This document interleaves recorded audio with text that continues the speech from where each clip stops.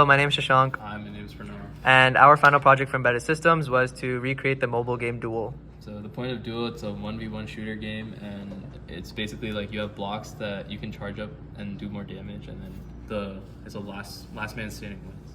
And what we wanted to capture from Duel was the motion-based controls and just like the interactive gameplay style. Yeah, so we have two different controllers. One's a motion-based control with the gyroscope, allowing left, right, forward, backwards movement, and then a joystick that's an analog device, so like you can control it same way, but just with a joystick instead. We also have the functionality of charging the bullet. So if you were at the player 1 or player 2, the gyroscope uses this button, and the longer you hold it, the stronger the bullet will get, and you can see that visually. And then for the joystick, you press this trigger on the bottom, and then you can also charge the bullet the same way. Yeah.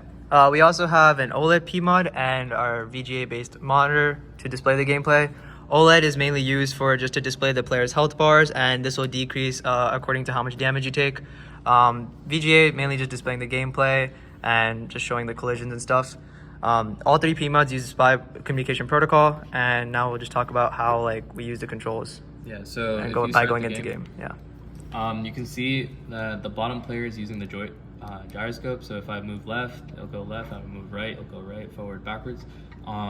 Basically, the gyroscope and both the joystick and the gyroscope have factors, right? So the gyroscope is very, very sensitive, right? So this it measures X, Y, and Z in degrees per second, and when it's not moving, basically if I'm all the way to the right, it'll stop, it'll go back to 0, right? So we have to figure out a way to keep that state intact, right? And so we use a finite state machine to do that. It basically finds the bounds between what thresholds match. So when I go all the way right, it checks has it passed this threshold, and then accordingly it'll go to that state.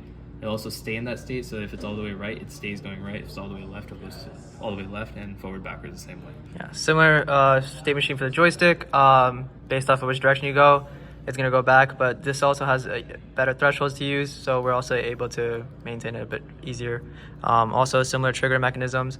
And now we can talk about how, during the gameplay, so let's say I charge a bullet for level 2 and he gets hit by it. You can see that his health bar decreased by according to HP. HP basically scales with power, and the larger the power, the more HP you're going to lose.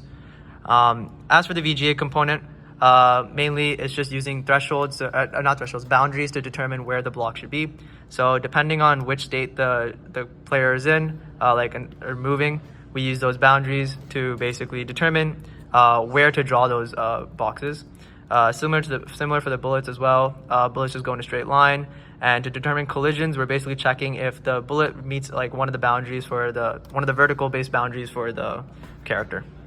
So you can see if I were to charge my bullet to max, so if I hold it for 6 seconds, it does 12 damage, 4 seconds 8, 2 seconds 4, so it just multiplies by 2. So now it's charged to the full capacity, so it's the same size of the block that I am, and then now if I hit the other player, you can see that their health depletes fully. Yeah, and it's one shot, and then once the game's over, we return back to the main menu where we can click button 1 to play again. And that's our project. Thanks.